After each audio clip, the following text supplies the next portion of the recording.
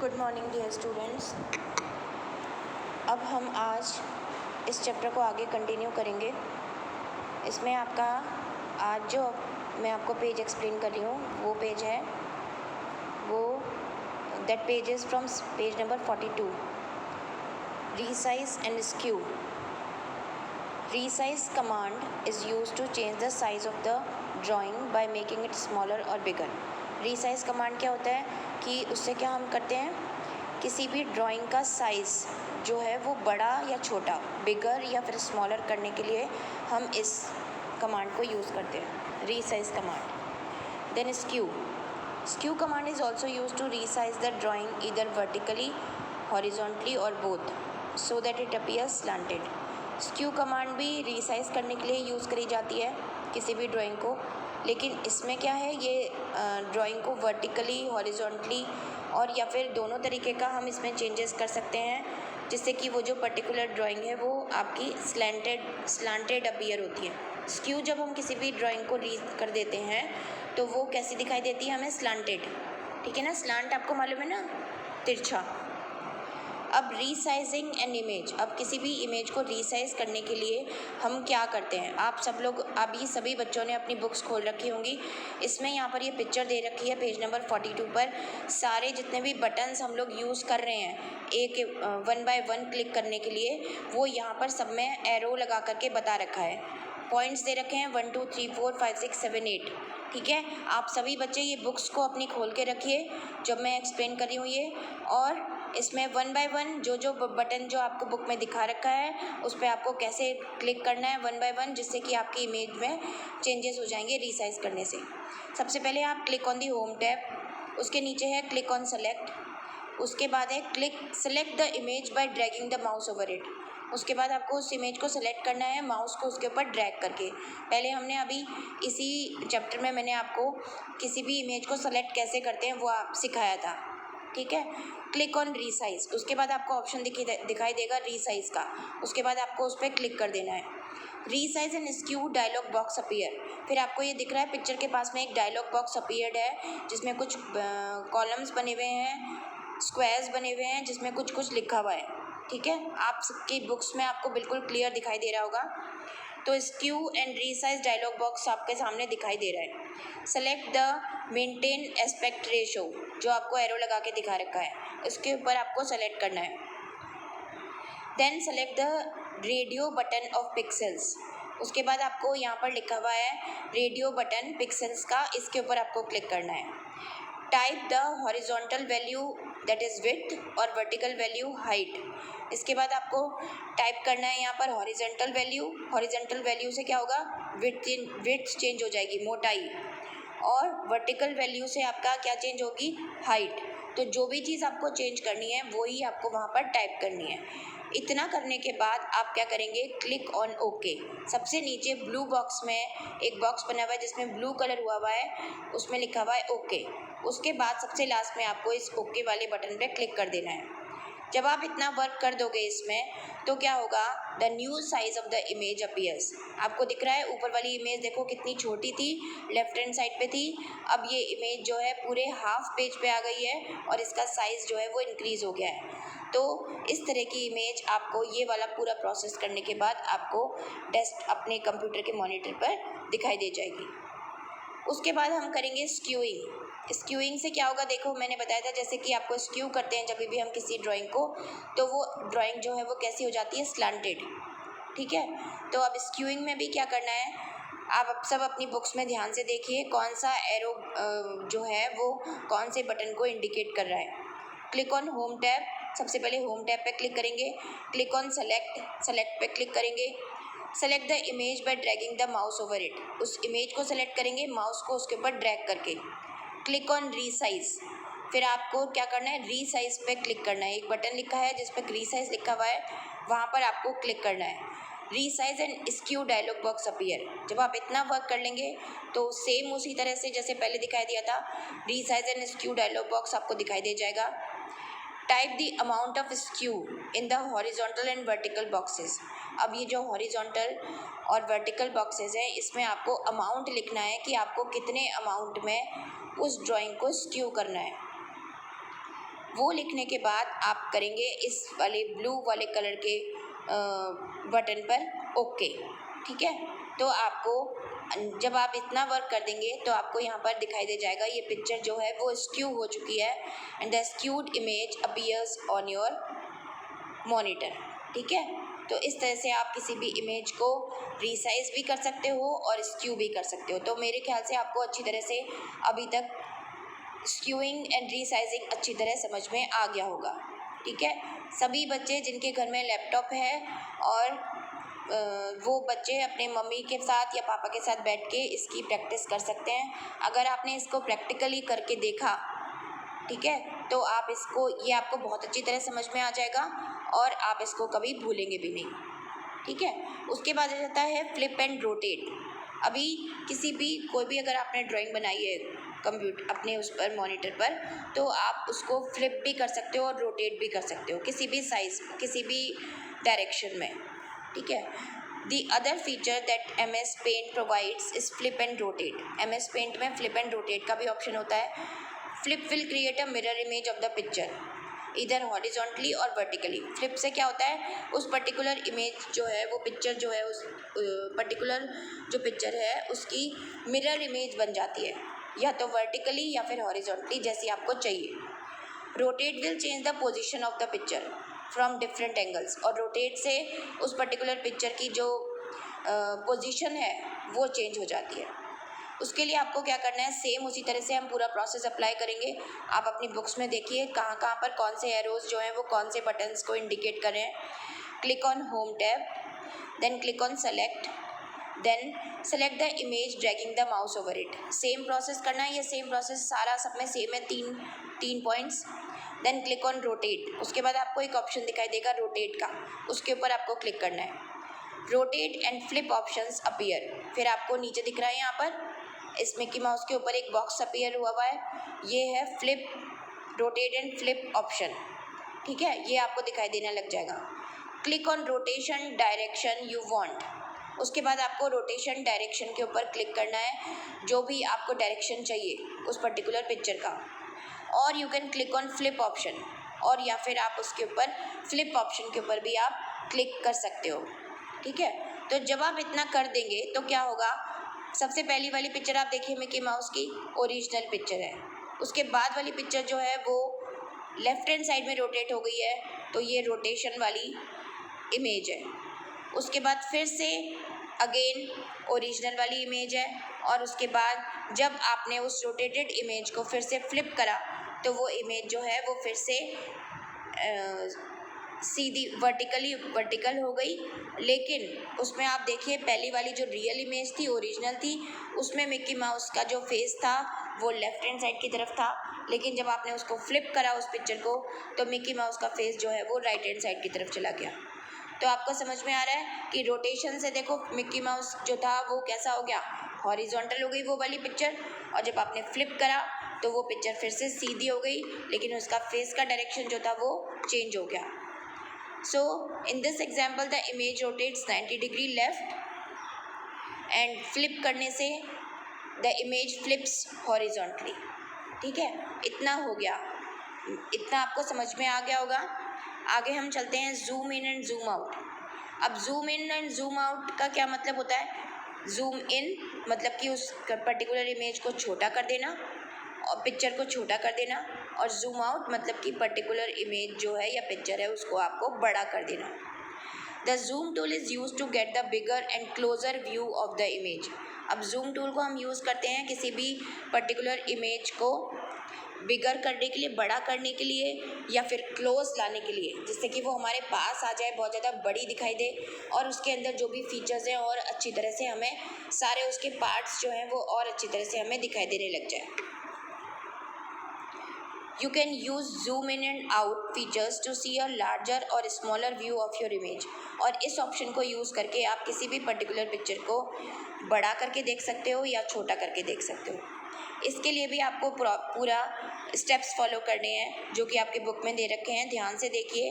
Click on view tab, सबसे पहले आप व्यू टैब पे क्लिक करिए।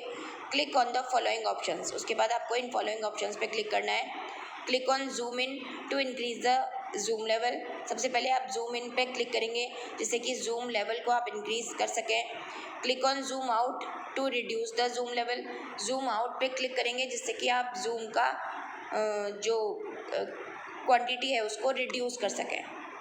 Click on 100% to see the actual size of the image, और जब आप 100% पे क्लिक करेंगे तो क्या होगा कि आपका जो पर्टिकुलर इमेज थी उसका एक्चुअल साइज आपको दिखाई दे जाएगा।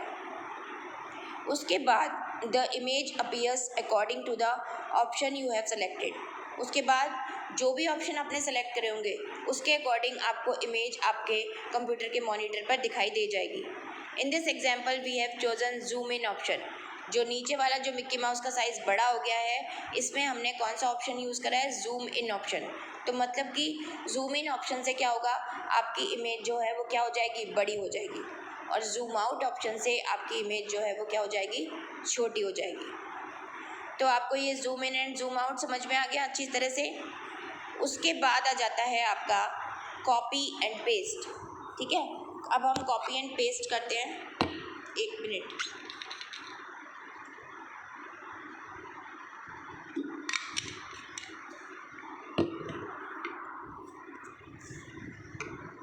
कॉपी एंड पेस्ट से आपको समझ में आ गया, मतलब किसी भी चीज़ को कॉपी करना और पेस्ट कर देना।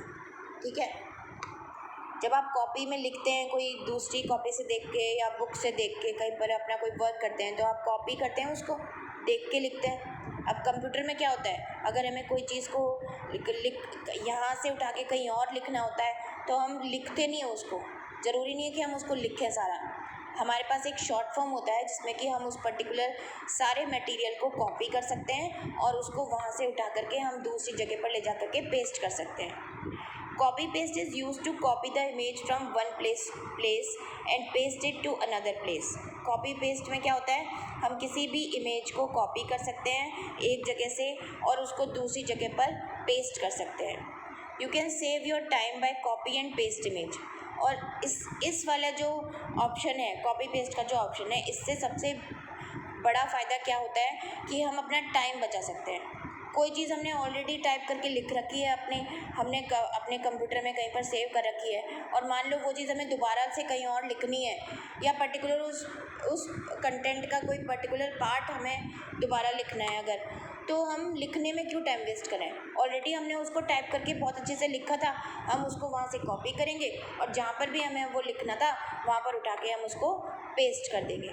ठीक है, तो ये हो गया हमारा कॉपी पेस्ट का option, instead of drawing it again and again. और इस तरह से जैसे हमारा कुछ मटेरियल है, रिटर्न मटेरियल है, उसको भी हम कॉपी पेस्ट कर सकते हैं। हमने कोई इमेज बनाई, ड्राइंग बनाई, बहुत सुंदर कलर करके बहुत सुंदर कोई सीनरी बनाई, कुछ भी करा, कुछ भी वर्क हमने कंप्यूटर पे करा, अगर हमें कोई सा भी वर्क अगर हमें कहीं और दोबारा से अगर हम चाहते हैं कि अरे ये यहाँ पर भी अगर होता तो हम उसको बहुत अच्छा एक अफेक्टिव सी कोई नई चीज़ बना लेते, तो हमें दोबारा ड्रॉ करने की ज़रूरत नहीं होती है, हम उसको वहाँ से कॉपी करके वो दूसरी जगह पर पेस्ट कर सकते हैं। अब आप देखिए यहाँ पर इस पिक्चर में दिखा रखा है, फिर से हमारे को पूरा प्रोसेस जो है वो अप्लाई करना पड़ेगा according to these arrows and buttons जो कि आपको बुक में दिखा रखे होंगे, आप ध्यान से देखिए। क्लिक ऑन होम टैब, सबसे पहले आप होम टैब पे क्लिक करेंगे, उसके बाद क्लिक ऑन सेलेक्ट पे क्लिक करेंगे। देन आपको क्या करना है, जो पिक्चर आपको या जो भी आपका मटेरियल है जो आपको कॉपी करना है उसको आपको क्या करना है, सेलेक्ट करना है, वही आपका सेम प्रोसेस जो हम अभी तक करते आ रहे हैं। क्लिक ऑन कॉपी, उसके बाद आपको दिखाई दे जाएगा, जब आप जैसे ही आप किसी भी इमेज को सेलेक्ट करते हैं ना, जो भी किसी भी मटेरियल को आप सेलेक्ट करते हैं कि कहीं पर कॉपी करने के लिए, तो जैसे ही आप इस काम को करेंगे एकदम से आपके सामने मॉनिटर पर लिखा आता है कॉपी पेस्ट या जो कई सारे ऑप्शंस होते हैं, तो आपको क्या करना है, वहाँ पर कॉपी पे जाके क्लिक कर देना है। क्लिक ऑन कॉपी, और कॉपी करने का अगर ये सारा ऑप्शन भी नहीं है अगर, तो आप सेलेक्ट करेंगे किसी भी पर्टिकुलर इमेज को या ड्राइंग को या रिटर्न मटेरियल को, और आप क्या करेंगे, शॉर्टकट कीज़ होती हैं इसकी, ठीक है, कंप्यूटर पे आपके कीज़ होती है कई सारी, तो शॉर्टकट की होती है Ctrl+C, आप Ctrl+C पर क्लिक करेंगे तो वो पर्टिकुलर इमेज जो है वो आपकी क्या हो जाएगी, कॉपी हो जाएगी। देन क्लिक ऑन पेस्ट, उसके बाद आप पेस्ट पे क्लिक करेंगे, और इसके अलावा पेस्ट के लिए भी एक शॉर्टकट की होती है Ctrl+V, उससे आप जिस भी जगह पर ले जाके अपने कर्सर को अगर रख देंगे और वहाँ पर आप फिर आप Ctrl+V को दबा देंगे अगर, तो वो पर्टिकुलर इमेज आपकी वहाँ पर पेस्ट हो जाएगी, ठीक है। The image will appear in the drawing area, और जो भी आपका ड्राइंग एरिया है या कोई वर्ड का पेज है या आपका जो भी जगह है वहाँ पर आपकी वो इमेज जो है वो पेस्ट हो जाएगी। Now place the mouse pointer on the selected image. अब उस सेलेक्टेड इमेज के ऊपर फिर से आप माउस पॉइंटर लेके जाएंगे and drag it to anywhere in drawing area, और जहाँ पर भी वो चीज़ आपकी पेस्ट कर लिया आपने, अब पेस्ट करने के बाद आपको अगर मान लो कि वो आपके मॉनिटर पर जो भी या वर्ड के पेज पर आपको वो लेफ्ट हैंड साइड पे चाहिए या राइट हैंड साइड पे चाहिए या ऊपर चाहिए या नीचे चाहिए, टॉप पे चाहिए या बॉटम में चाहिए, जैसा भी आपको चाहिए आपको क्या करना होगा, उसको ड्रैग करेंगे, माउस के पॉइंटर को वहाँ पर लेके जाएंगे उस पिक्चर के ऊपर और उसको सेलेक्ट करके ड्रैग करेंगे, तो वो पर्टिकुलर इमेज आपकी कहीं पर भी जहाँ आप चाहते हैं वहाँ पर चली जाएगी, और आपको उसका साइज़ भी आप चेंज कर सकते हैं वहाँ पर ले जा करके, आप उसमें कुछ भी एडिटिंग कर सकते हैं, ठीक है। तो ये हो गया आपका कॉपी एंड पेस्ट का ऑप्शन। ये तो हो गया आपका कॉपी एंड पेस्ट। हमने क्या करा, उस पर्टिकुलर जो भी चीज़ थी हमारी उसको हमने कॉपी करा और फिर पेस्ट कर दिया, मतलब कि जहाँ पर से हमने उसको लिया वो चीज़ वहाँ पर भी प्रेजेंट रही, जहाँ पर हमने उसको नया पेस्ट करा तो वहाँ पर तो है ही वो, लेकिन वो जहाँ पहले थी वहाँ पर अभी भी है एक और इमेज, हमने उसकी कॉपी बना ली, ठीक है ना। अब दूसरी चीज़ एक और होती है cut and paste. Cut and paste में क्या होगा, जहाँ से हमने उस चीज़ को कट करेंगे, तो कट करना का मतलब हमने वहाँ से उसको गायब कर दिया और उठाया उसको, कट करा, कट करके हमने जहाँ पर हमें वो चीज़ चाहिए थी वहाँ पर हमने उसको वहाँ पर ले जाके पेस्ट कर दिया, मतलब कि जो पुरानी जगह पर वो जो पर्टिकुलर मटेरियल जो था वहाँ से वो क्या हो गया, कट हो गया, तो इसको हम कहेंगे cut and paste. Cut paste is used to erase the drawing from one place where it has been cut and paste it to another place in your drawing area. Cut paste में क्या होता है, अगर हमें किसी पुरानी जगह से उस पर्टिकुलर ड्राइंग को, इमेज को या कोई रिटर्न मटेरियल को अगर हमें हटाना है, इरेज करना है, तो हम कट एंड पेस्ट का ऑप्शन यूज़ करते हैं।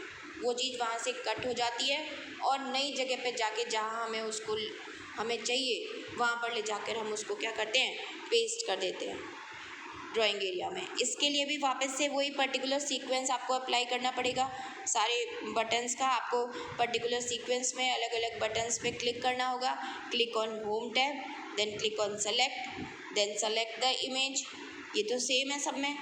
क्लिक ऑन कट, उसके बाद आपका कट वाले कट पे क्लिक करना है आपको, सेलेक्ट करने के बाद कट का ऑप्शन भी दिखाई देता है आपको, कट पे क्लिक करेंगे, और अगर मान लो नहीं दिखता, किसी वजह से या चला जाता है, तो आपको शॉर्टकट की अप्लाई करनी है Ctrl+X। The image will disappear from the paint window. तो आप जैसे ही आप ये इतना प्रोसीजर अप्लाई करेंगे, वो पर्टिकुलर इमेज आपके MS पेंट के विंडो से गायब हो जाएगी। Now open the drawing area where you want to place the image. अब अपना वो वाला ड्राइंग एरिया ओपन करिए जहाँ पर उस पर्टिकुलर इमेज को जो आपने कट करी थी वो आपको पेस्ट करनी है। तो क्या होगा, वहाँ पर ले जाके कर्सर को जब आप Ctrl+V करेंगे या पेस्ट पे ऑप्शन पे क्लिक करेंगे, वो पर्टिकुलर पिक्चर या ड्राइंग या इमेज वो आपकी वहाँ पर आपको दिखाई देनी शुरू हो जाएगी। Click on paste option, the image will appear in the drawing area. आपकी वो इमेज ड्राइंग एरिया पे क्लिक दिखाई देने लग जाएगी। अब हमने कॉपी पेस्ट भी कर लिया, कट एंड पेस्ट भी कर लिया। अब आपके पास एक लास्ट चीज़ बची है, एक और दो और ऑप्शन है यहाँ पर इस चैप्टर के हम पढ़ेंगे, दैट इज़ छोटा सा है ये, क्रॉप इमेज। अब क्रॉप करने का क्या मतलब होता है, समझो कि पर्टिकुलर कोई इमेज है, उसके चारों तरफ आपको कुछ ऐसा मटेरियल है जो आपको हटाना है, वो आपको नहीं चाहिए, ठीक है ना। तो आप क्या करोगे, उसको क्रॉप कर सकते हो, उसमें से बाउंड्रीज में से कोई चीज़ आपको हटानी है तो आप क्रॉप का ऑप्शन यूज़ कर सकते हो। Crop feature of paint lets you see the part of the image you have selected. Crop feature में क्या कर सकते हो आप, जैसे फॉर एग्जांपल कोई पर्टिकुलर इमेज है या ड्राइंग है, जैसे यहाँ पर आपको पिक्चर में दिखा रखा है कि मिक्की माउस बना हुआ है पूरा, ये स्केटिंग बोर्ड पर रोल कर रहा है, ठीक है ना। तो अब आपको क्या चाहिए, मिक्की माउस का सिर्फ हेड चाहिए, नीचे की बॉडी उसकी नहीं दिखानी है आपको अपनी पिक्चर में, तो आप इसको क्रॉप कर सकते हो। जब आप क्रॉप बटन पे क्लिक करोगे, सबसे पहले होम टैब पर, फिर सेलेक्ट पर, फिर then select the part of the image you want to see. जब आप सेलेक्ट बटन पे क्लिक करोगे तो उसके बाद आप वो सिलेक्शन वाला पॉइंट दिखाई देने लग जाएगा, सिलेक्शन वाली मार्जिन्स आपको पिक्चर के चारों तरफ दिखाई देने लग जाएगी। अब आप अगर उसमें उसको क्रॉप कर दोगे, उस मार्जिन्स को आप जितना पोर्शन आपको ड्राइंग का चाहिए उस जगह पर लेके जाओगे तो उतनी इमेज आपको सेलेक्टेड आपको दिखाई देने लग जाएगी आपके विंडो के ऊपर। ठीक है, फिर जैसे ही आप उसके बाद इतना करने के बाद आप क्रॉप बटन पे क्लिक कर दोगे। जब आप इतना कर दोगे तो क्या होगा, only the selected part of the image appears. तो जितना भी पार्ट आपने सेलेक्ट करा होगा, जितने पार्ट के चारों तरफ आपको मार्जिन दिखाई दे रही होगी, उतना पार्ट जो है वो आपको जहाँ पर आप उसको पेस्ट करोगे ले जाके नई जगह पर, वो आपको दिखाई देना शुरू हो जाएगा, बाकी का पार्ट गायब हो जाएगा। तो this is known as cropping. Cropping करके हम किसी भी पर्टिकुलर पिक्चर में से कुछ भी चीज़ हटा सकते हैं, कुछ भी चीज़ रिमूव कर सकते हैं। ठीक है, उसके बाद आ जाता है आपका सेविंग इमेज। ये तो सबसे इम्पॉर्टेंट पॉइंट है। हम कंप्यूटर पर कोई भी काम अगर हम करते हैं तो उस काम को करने के बाद हमें कंप्यूटर में इस बात का बहुत ज़्यादा ध्यान रखने की ज़रूरत है कि जितना भी वर्क हमने करा, सपोज़ आपने 10 पेजेस लिखे वहाँ पर टाइप करके, 20 पेजेस लिखे, अगर आपने उसको वर्क को सेव नहीं करा, उसको नेमिंग नहीं करी उस पर्टिकुलर अपने वर्क की, तो आपको वो चीज़ कभी दोबारा मिल नहीं सकती कंप्यूटर के ऊपर। तो हमारे को सेव करने की बहुत ज़्यादा ज़रूरत होती है अपने वर्क को कंप्यूटर में। कॉपी में तो हम लिखते हैं तो ऑटोमेटिकली हमारी कॉपी के पेजेस पे लिखा रहता है।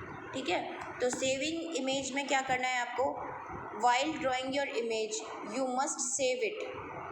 आपको उस पर्टिकुलर ड्राइंग को सेव करना है side by side for future use. और हमें ऐसा नहीं करना चाहिए कि अगर हम बहुत लंबा वर्क कर रहे हैं कंप्यूटर पर तो हम ये सोचेंगे कि पूरा वर्क कंप्लीट कर लेंगे ना, उसके बाद ही उसको सेव करेंगे।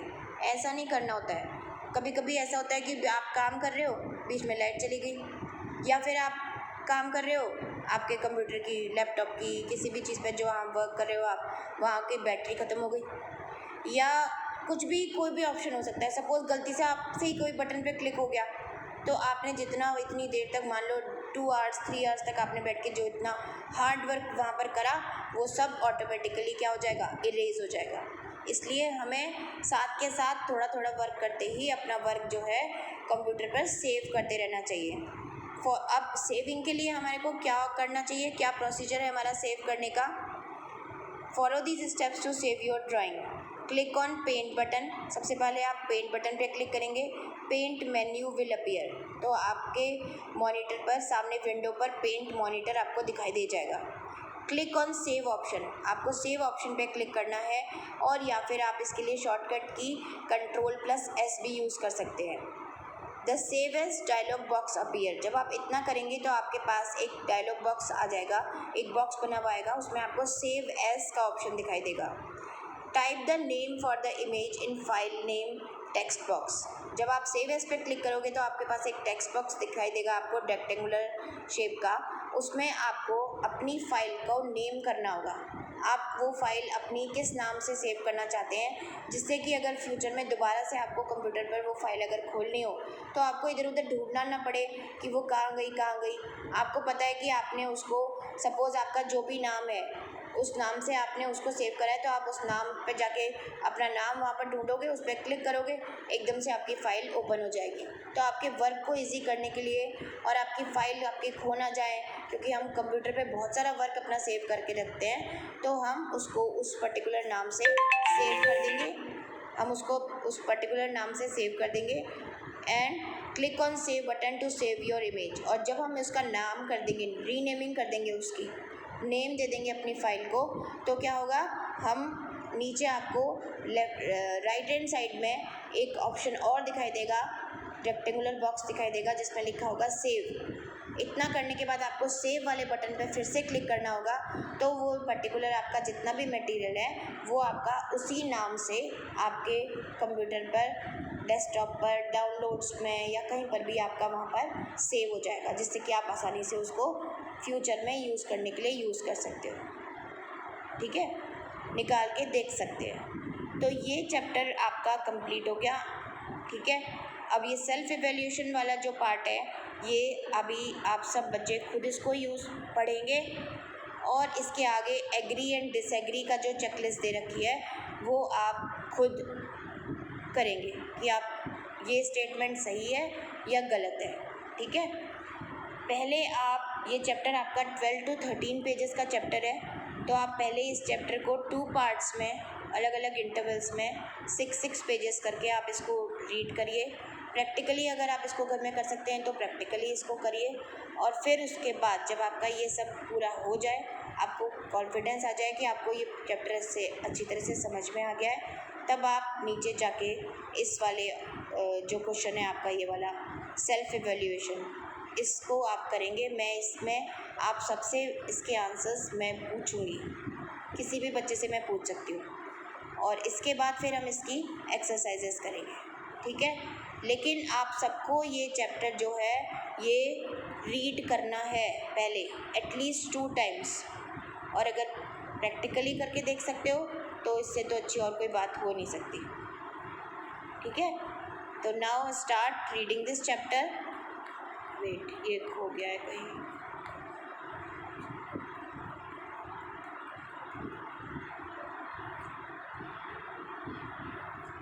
ये रहा।